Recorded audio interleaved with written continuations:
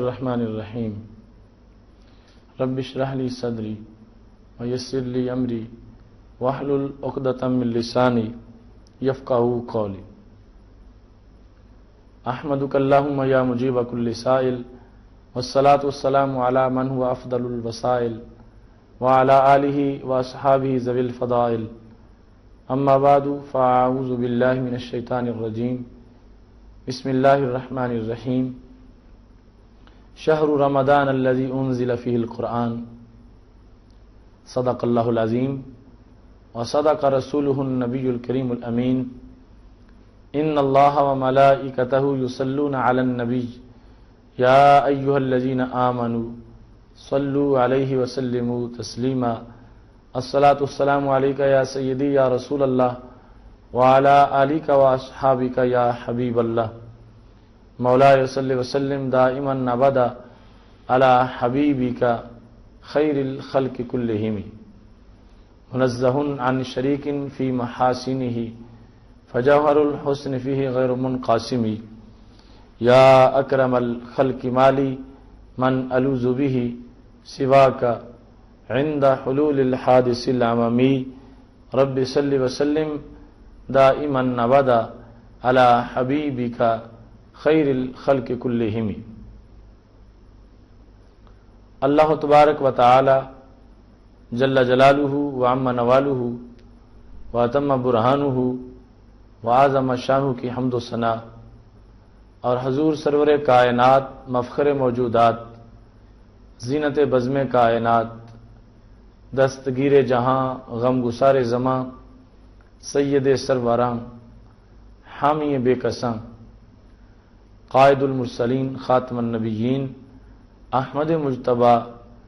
جناب محمد مصطفیٰ صلی اللہ علیہ وآلہ وصحبہ وبارک وسلم کے دربار گہر بار میں ہدیہ درود و سلام عرض کرنے کے بعد معزز ناظرین، فضائل رمضان پروگرام میں ہم اس وقت موجود ہیں۔ آج ہماری گفتگو کا موضوع ہے رمضان اور نزول قرآن۔ میری دعا ہے خالق کائنات جل جلالہ ہم سب کو قرآن و سنت کا فہم عطا فرمائے اور قرآن و سنت کے ابلاغ و تبلیغ اور اس پر عمل کرنے کی توفیق عطا فرمائے۔ معزز ناظرین، رب ذوالجلال نے قرآن مجید برہان رشید میں یہ کہا ہے شہر رمضان الذی انزل فیہ القرآن ھدی للناس وبینات من الہدی والفرقان۔ فرمایا رمضان کا مہینہ وہ مہینہ ہے جس میں قرآن مجید کو نازل کیا گیا، درحال کہ وہ تمام لوگوں کے لیے ہدایت ہے اور وہ روشن مثالیں ہیں لوگوں کے لیے ہدایت کی، اور وہ قرآن فرقان کی حیثیت رکھتا ہے۔ اس مقام پر رب ذوالجلال نے قرآن مجید برہان رشید کے نزول کا جو مہینہ معین کیا وہ رمضان ہے، اور رمضان المبارک میں پھر رب ذوالجلال نے جو رات معین کی وہ لیلۃ القدر ہے۔ فرمایا انا انزلناہ فی لیلۃ القدر، ہم نے اس کو لیلۃ القدر میں نازل کیا۔ تو اب اس سے تعیین ہو گئی کہ رمضان اور لیلۃ القدر، اس میں رمضان کے مہینے میں اور لیلۃ القدر کو خالق کائنات جل جلالہ نے قرآن مجید برہان رشید کو نازل کیا ہے۔ قرآن مجید کا یہ نزول اس مہینے کے اندر جو ہوا تو اس نے پورے مہینے کو برکتوں سے معمور فرما دیا۔ اور یاد رکھیں آج بھی، اس سال بھی جو قدر کی رات ہے وہ اس نزول قرآن کی برکت سے جو صدیوں قبل ہوا تھا وہ آج بھی اس رات کو 1000 مہینوں سے بہتر بنائے گی۔ اس سے پتہ چلا کہ ایک بار قرآن کا نازل ہونا اس نے ہمیشہ کے لیے اس رات کو باقی راتوں پر عظمتیں عطا فرما دیں۔ تو ایسے ہی اگرچہ 12 ربیع الاول ایک موقع پر رسول اللہ صلی اللہ علیہ وسلم کی دنیا میں جلوہ گری ہوئی، اور ہر سال رسول اللہ صلی اللہ علیہ وسلم کی 12 ربیع الاول کو دنیا میں جلوہ گری نہیں ہوتی، ایک بار کی جلوہ گری نے ہمیشہ کے لیے 12 ربیع الاول کو عظمتوں سے سرفراز فرما دیا۔ جس طرح ایک بار قرآن مجید کے نزول نے ہمیشہ کے لیے لیلۃ القدر کو 1000 مہینوں سے افضل بنا دیا۔ قرآن مجید برہان رشید کا نزول ہر لمحے کو برکتوں سے سرفراز فرمانے والا ہے۔ آج ہمیں قرآن مجید برہان رشید کی تلاوت کا شرف حاصل ہے۔ یہ رمضان المبارک کا خصوصی تحفہ ہے اور اس میں اتنی عظمتیں موجود ہیں۔ حضرت عقبہ بن عامر رضی اللہ تعالیٰ عنہ کہتے ہیں کہ رسول اللہ صلی اللہ علیہ وسلم تشریف لائے، ہم صفہ میں بیٹھے ہوئے تھے، فرمایا ایکم یحب ان یغدو کل یوم الی بطحان اب العقیق فیاتی بناقتین قومین، تم میں کون یہ پسند کرتا ہے کہ وہ ہر دن بطحان یا عقیق کی طرف جائے اور 2 موٹی تازی اونٹنیاں بغیر گناہ کے اور قطع رحم کے لے آئے۔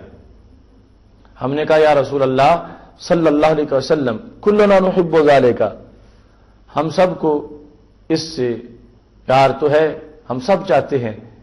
کہ ایسی اونٹنیاں ہمیں ملیں اور ہم ان کو اللہ کے راستے میں وقف کر دیں۔ تو رسول اللہ صلی اللہ علیہ وسلم نے فرمایا افلا یغدو احدکم الی المسجد فیعلم او یقرأ آیتین من کتاب اللہ خیر له من ناقتین، فرمایا تم میں سے کوئی بندہ صبح کو مسجد میں چلا جائے اور مسجد میں جانے کے بعد وہ 1 آیت 2 آیات پڑھ لے یا کسی کو پڑھا دے، قرآن مجید کی 2 آیات خود پڑھے یا کسی کو پڑھائے، تو ہمارے رسول صلی اللہ علیہ وسلم فرماتے ہیں اس کے لیے یہ عمل 2 اونٹوں کو قربان کرنے سے زیادہ درجہ عطا فرمائے گا۔ قرآن مجید برہان رشید کا ایسا سرور ہے اور ایسا لطف اس میں موجود ہے، رمضان المبارک کا یہ خصوصی تحفہ جو امت کو ملا ہے۔ حضرت اسید بن حضیر رضی اللہ تعالی عنہ رات کے وقت قرآن مجید کی تلاوت کر رہے تھے،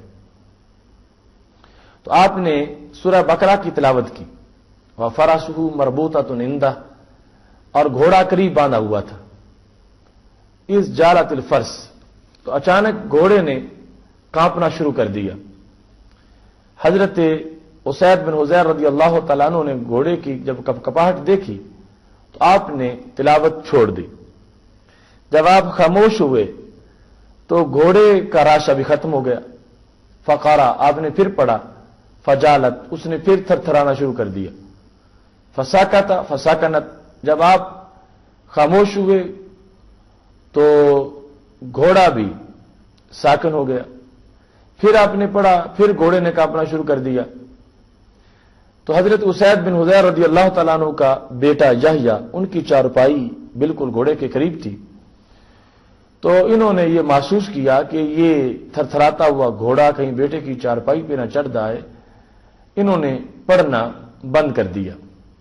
جس وقت پڑھنا چھوڑا، رفع رأسه الى السماء، آسمان کی طرف دیکھا، فاذا مثل ظلت، ان کو ایک چھتری سی نظر آئی، فیہا امثال المصابیح، اس چھتری کے اندر ایسا تھا جس طرح کے کئی چراغ ہیں۔ عجیب منظر انہوں نے دیکھا اور وہ منظر سارے کا سارا کچھ دیر کے بعد غائب ہو گیا۔ جس وقت صبح ہوئی تو انہوں نے رسول اللہ صلی اللہ علیہ وسلم سے جا کے عرض کیا، یا رسول اللہ صلی اللہ علیہ وسلم، آج رات میرے گھر پہ عجیب منظر تھا، میں نے قرآن پڑھا تو میرا گھوڑا کانپا، جب میں بند کرتا تھا اس کی کپاہٹ ختم ہو جاتی تھی، جب میں پڑھتا تھا تو وہ پھر کانپنا شروع کر دیتا تھا۔ اتنے میں نے اوپر دیکھا تو مجھے ایک سایہ نظر آیا، اس میں چراغ نظر آئے، اور پھر وہ سارا منظر میری آنکھوں سے غائب ہو چکا تھا۔ جب میں باہر نکلا تو کوئی چیز بھی مجھے نظر نہیں آئی۔ یا رسول اللہ صلی اللہ علیہ وسلم، آپ یہ بتائیں کہ یہ کیا معاملہ تھا؟ اب دیکھیں صحابہ کرام علیہم رضوان کا یقین کتنا پختہ ہے اور ایمان ان کا کتنا مضبوط ہے۔ ان کو پتہ ہے کہ میرے گھر میں میرے ہوتے ہوئے مجھے جو کچھ نظر آیا مجھے اس کی حقیقت کا پتہ نہیں ہے، لیکن رسول اللہ صلی اللہ علیہ وسلم کو اپنے گھر میں ہوتے ہوئے پتہ ہے کہ میرے گھر پر یہ کیا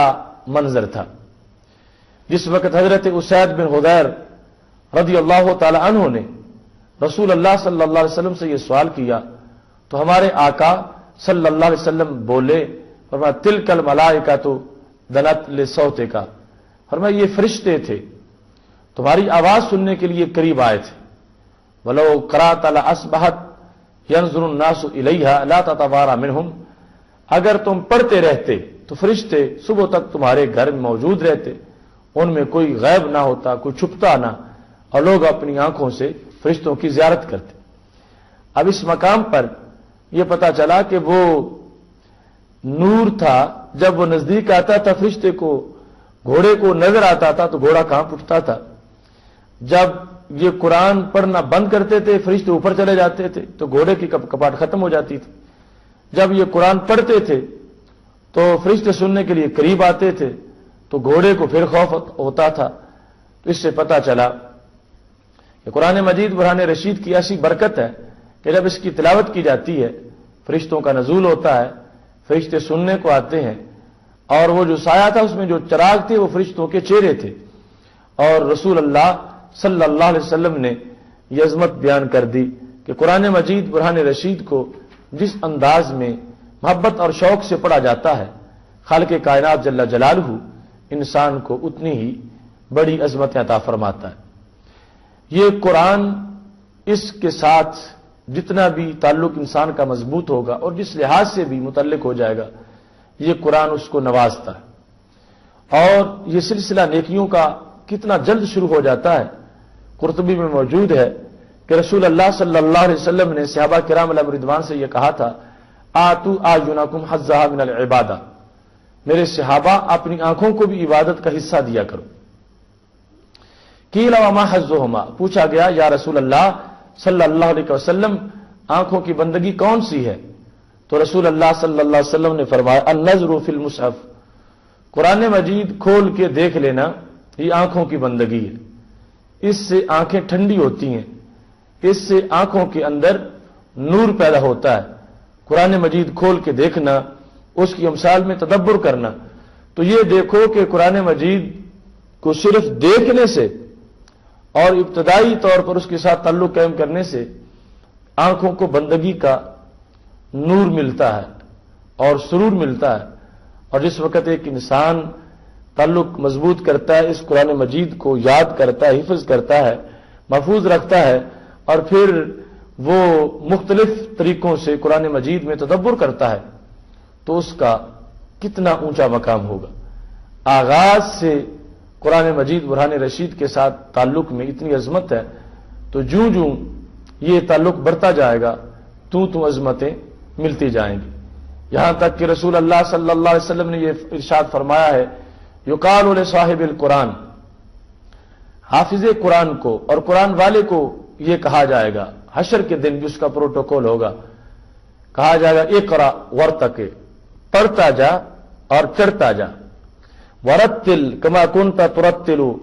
فی الدنیا، اور یوں ترتیل سے ٹھہر ٹھہر کے پڑھو جس طرح کہ تم دنیا میں پڑھا کرتے تھے۔ فإن منزلک عند آخر آیۃ تقرأھا، تمہاری منزل جنت میں اتنی اونچی ہوگی کہ جب پڑھتے پڑھتے قرآن ختم ہوگا، جہاں پر تمہاری زبان سے آخری آیت کا اختتام ہوگا، اتنی بلندی پہ جنت میں تمہارا مقام ہوگا۔ اس واسطے قرآن مجید برہان رشید کو آج بڑی ضرورت ہے ہمیں قرآن مجید کی کہ ہم اس کو پڑھیں، اس کو سمجھیں، اور اس میں دنیا میں بھی فائدہ ہے، عقبہ میں بھی فائدہ ہے۔ یہ دنیا کی روشنی ہے، قبر کا بھی اجالا ہے، اور اس کی وجہ سے انسان خود بھی مالا مال ہوتا ہے اور انسان کے والدین کو بھی اس کا اجر ملتا ہے، یہاں تک کہ رسول اللہ صلی اللہ علیہ وسلم نے فرمایا ہے من قرأ القرآن وعمل بما فیہ البس والداہ تاجا یوم القیامہ، کہ جس شخص نے قرآن پڑھا اور اس پہ عمل کیا اس کے والدین کو قیامت کے دن ایک تاج پہنایا جائے گا، ضوءہ احسن من ضوء الشمس، اس کی روشنی، اس چاند تاج کی جو روشنی ہے وہ سورج کی روشنی سے کہیں زیادہ خوبصورت ہوگی اور زیادہ ہوگی۔ یہ انداز ہے ان لوگوں کا کہ جو کہ قرآن مجید برہان رشید پڑھنے والے ہیں۔ قرآن مجید سے دنیا میں بھی ان کو رونق ملتی ہے اور عقبہ کے اندر بھی رونق ملتی ہے، یہاں تک کہ حضرت عبداللہ بن عباس رضی اللہ تعالیٰ عنہ کہتے ہیں کہ رسول اللہ صلی اللہ علیہ وسلم نے ارشاد فرمایا، ان الذی لیس فی جوفی شیء من القرآن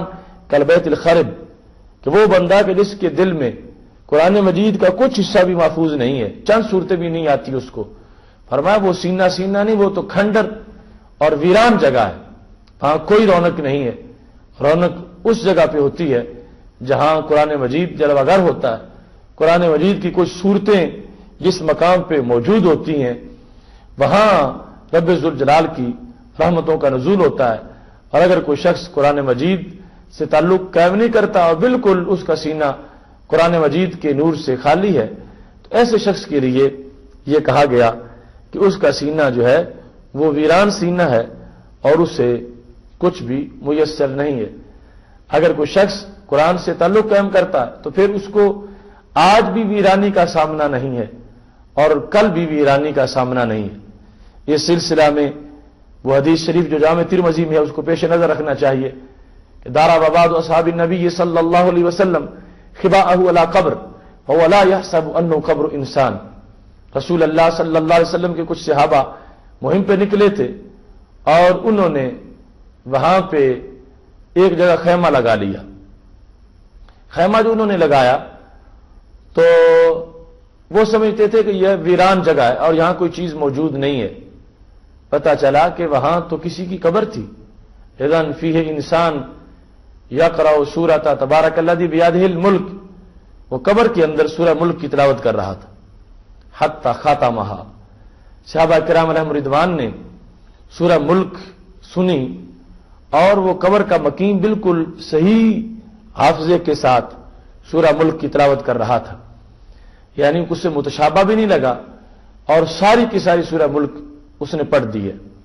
صحابہ کرام علیہم رضوان کو بڑا تعجب ہوا کہ یہ کیسا معاملہ ہے، بند ہے زمین، نہ کوئی نظام تنفس کا یہاں پر امکان ہے،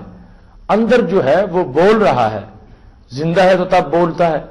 اور پھر اس کا حافظہ بھی بالکل صحیح ہے۔ ایسی صورتحال میں جس وقت صحابہ کرام علیہم رضوان کو بڑا تعجب ہوا، ساری سنی ہے سورہ ملک جو اس قبر کے قاری نے پڑھی۔ صحابہ کرام علیہم رضوان جس وقت رسول اللہ صلی اللہ علیہ وسلم کے دربار میں پہنچے، آ کے یہ مسئلہ پیش کر دیا، تو اس پر ہمارے آقا صلی اللہ علیہ وسلم نے یہ نہیں کہا کہ صحابہ تمہیں غلطی لگ گئی ہے، ایسا ممکن نہیں، قبر میں کون پڑھ سکتا ہے اور قبر کے اندر زندہ کون ہو سکتا ہے۔ نبی علیہ الصلوۃ والسلام نے ان کی اس قول کو غلط قرار نہیں دیا بلکہ اس کو صحیح قرار دے کر رسول اللہ صلی اللہ علیہ وسلم نے جواب ارشاد فرمایا۔ یہاں بھی یہ امر قابل غور ہے کہ صحابہ کرام علیہم رضوان جس جگہ پہ موجود ہیں، نبی علیہ السلام وہاں موجود نہیں ہیں، لیکن اس کے باوجود ان کا یقین ہے کہ ہمارے محبوب علیہ السلام سے یہ جگہ پوشیدہ نہیں ہے، جو کچھ زمین کے اندر ہو رہا ہے ہمارے آقا صلی اللہ علیہ وسلم اس کی ہمیں خبر دے سکتے ہیں۔ ایسے میں جب رسول اللہ صلی اللہ علیہ وسلم سے پوچھا گیا تو آپ نے بھی یہ نہیں کہا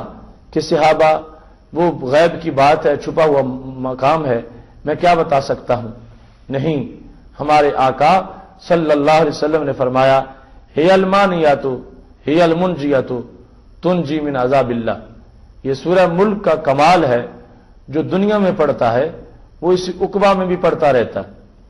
یعنی دنیا میں پڑھتا ہے تو قبر میں بھی اس کو پڑھنے کی سعادت حاصل ہوتی ہے۔ ہی المانیہ، یہ سورہ مانیہ بھی ہے، منجیہ بھی ہے، عذاب کو روکتی ہے اور قبر والے کو عذاب سے بچاتی ہے۔ اب دیکھو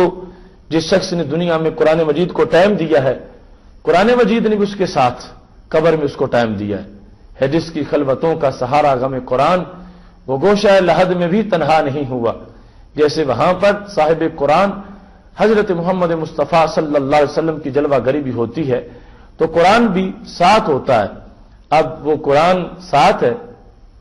قبر میں قبر کے مکین کا دل بھی لگا ہوا ہے، اور قرآن مجید برہان رشید اسے عذاب سے محفوظ کیے ہوئے ہے۔ ایسے ہی قرآن مجید برہان رشید کا اثر اور فائدہ جیسے خود انسان کو ہوتا ہے، ایسے ہی اس کے والدین تو کیا اس کے علاوہ بھی اس کا فیض آگے متعدی ہو جاتا ہے۔ رسول اللہ صلی اللہ علیہ وسلم فرماتے ہیں من قرأ القرآن فاستظہرہ فاحل حلالہ وحرم حرامہ ادخلہ اللہ الجنہ، کہ جس شخص نے قرآن پڑھا اور قرآن پڑھنے کے بعد اس نے قرآن مجید کو اچھی طرح یاد کر لیا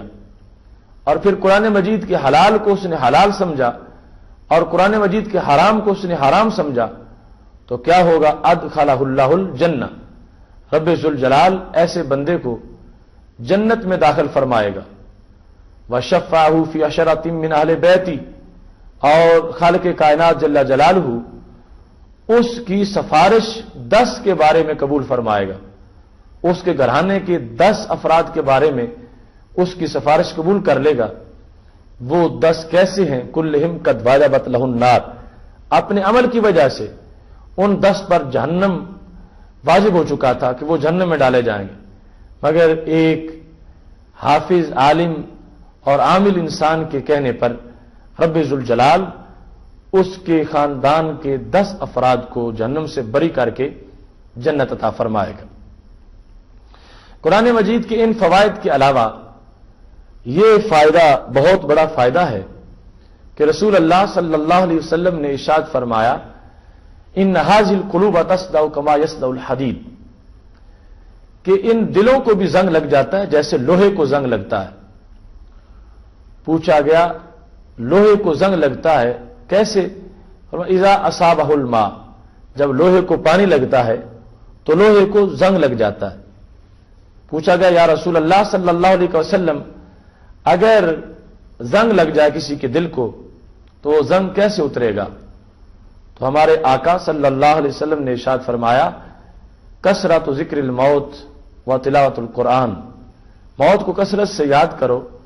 اور قرآن پڑھتے رہو، اس سے جو دل پر داغ لگ چکے ہیں وہ سارے داغ دھل جائیں گے اور رب ذوالجلال عظمتیں عطا فرما دے گا ایک انسان کو جس کے دل کا آئینہ جو ہے وہ دھندلا ہو چکا تھا۔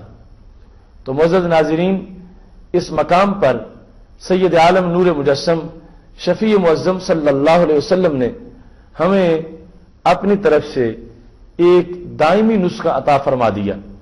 چونکہ آپ حبیب قلوب بھی ہیں اور طبیب قلوب بھی ہیں۔ آپ جانتے ہیں کہ اللہ نے جو یہ مشینری بنائی ہے یہ فاسد کیسے ہوتی ہے اور اس کا فائدہ کیسے ہوتا ہے، تو سب سے قیمتی پرزہ انسان میں وہ دل ہے، اور جب دل زنگ آلود ہو جائے تو پورا بدن اپنی افادیت کھو بیٹھتا ہے۔ اس واسطے دل کو زنگ سے محفوظ رکھنا نہایت ضروری ہے۔ اول تو یہ زنگ لگنے نہ پائے، اور دوسرے نمبر پر اگر زنگ لگ جائے تو پھر اس کو اتارنے کے لیے نسخہ ہمارے پاس یہ رمضان المبارک کی سوغات قرآن مجید ہے۔ اس کو جس قدر پڑھتے جاؤ گے دل کا میل اترتا جائے گا، دھند دور ہو جائے گا اور دل بالکل ستھرا، صاف اور شفاف ہو جائے گا۔ رب ذوالجلال نے ہمارے آقا صلی اللہ علیہ وسلم کو ایسی کتاب دی ہے کہ جو ہمیشہ تازہ ہے، ہمیشہ موجز ہے۔ آج بھی اس کا چیلنج موجود ہے، ان کنتم فی ریب مما نزلنا علی عبدنا فاتوا بسورۃ من مثلہ، اگر تمہیں شک ہے اس سے جو ہم نے اپنے عبد خاص پہ نازل کیا تو تم اس کی صورت جیسی صورت بنا کے لے آؤ۔ قریش مکہ نے سارا ایڑی چوٹی کا زور لگایا، مگر اس قرآن کی مثل ان سے بننا اس کا امکان نہیں تھا۔ یہ نہیں کہ انہوں نے کوشش نہیں کی، کوشش انہوں نے پوری کی، چونکہ کہہ دیا گیا ان کنتم صادقین، اگر تم سچے ہو تو صورت بنا کے لے آؤ۔ مطلب یہ ہے صورت بنا کے لے آؤ گے تمہیں سچا مان لیا جائے گا، پھر نہ جھگڑا ہوگا، نہ بدر، نہ احد، نہ خندق، کوئی جنگ نہیں ہوگی، پھر کسی طرح بھی تمہارے لیے کوئی مشکل نہیں ہوگی، تم صورت بنا کے لے آؤ۔ اب جو شخص قلم سے لکھ سکتا ہو اس کے لیے لکھنا آسان ہے یا نیزے کھانا آسان ہے؟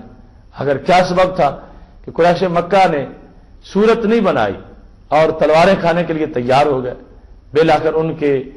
بچے یتیم ہو گئے، عورتیں بیوہ ہو گئیں، ان کے لاشیں تڑپ گئے۔ اگر ان سے مثل کا امکان ہوتا، مثل بنا سکتے ہوتے تو ضرور آسان پہلو اختیار کرتے۔ انہوں نے آسان پہلو یعنی قرآن بنانے والا پہلو جو ہے اس کو اختیار نہیں کیا، بلکہ جنگ و جدل کی راہ پہ چل پڑے، تو پتہ چلا قرآن کا مثل بنانا، صورت بنانا ان کے لیے ممکن ہی نہیں تھا۔ تو یہ آج بھی ہمارے قرآن کا یہ اعجاز ہے، اور یہ قرآن تمام تر عظمتوں کے ساتھ آج بھی امت مسلمہ کو مالا مال فرما رہا ہے۔ میں تو ان تمام احادیث کی روشنی میں یہ کہتا ہوں، آنکھوں کو نور، دل کو سرور ملتا ہے، قرآن پڑھنے سے رب غفور ملتا ہے۔ حرف حرف ہے اس کا نجات بشر کا ضامن، نظام زیست بندگی کا شعور ملتا ہے، اسی کے ذہن میں جلوہ فگن ہو فہم قرآن، جس کی ہر سوچ میں عشق حضور ملتا ہے۔ ورق ورق پہ یہاں بکھ رہا ہے ایک لطف جدید، سطر سطر میں اور بین السطور ملتا ہے۔ ذوق بیدار کو کہتے سنا کہ اے آصف، وقف وقف پہ یہاں جلوہ طور ملتا ہے۔ میری دعا ہے رب ذوالجلال ہم سب کو قرآن مجید کے پیغام پر عمل کر کے اپنی زندگی سنوارنے کی توفیق عطا فرمائے۔ وآخر دعوانا ان الحمد للہ رب العالمین۔